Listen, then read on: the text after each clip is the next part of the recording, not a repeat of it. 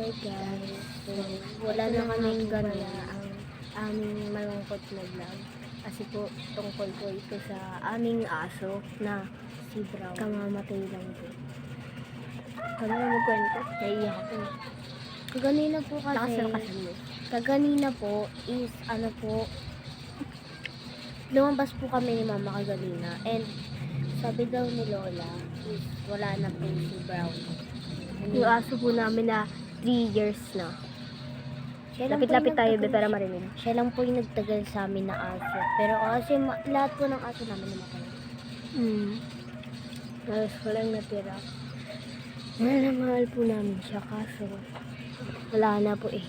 Hindi na kinaya kasi hindi ko alam po kung allergy lang yun kasi baka nakakain siya ng alamang or pwede rin pong nakakain siya ng insekto or nakagat siya.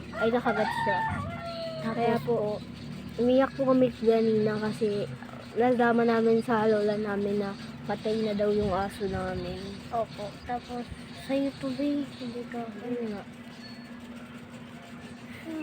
Ang malungkot po namin na kasi ay siya guys. Tsaka guys, masaya pa kami. Kaso, guys, nung wala pa po kami, hindi pa po kami nag-vlog doon nakaalam si Lola. Tapos, ang ginawa ay, ang sinabi sa amin ni Lola is, si Brownie daw ay naghihingaling na. Kaya si Tito, lumabas siya doon. Tapos, pagkalabas niya doon, sabi niya, oo nga. Tapos, pumasok siya dito. Tapos, nung chinek na ni Mama, wala na.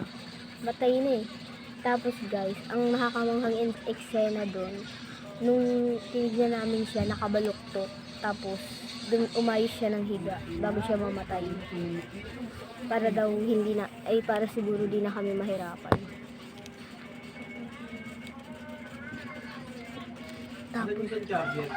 Tapos yes, nung dati na hindi pa kami nagbo-vlog, na may sakit pa kami nun. Sabi ko ni Mama, siguro daw, nakuha daw ni Brownie lahat ng sakit namin.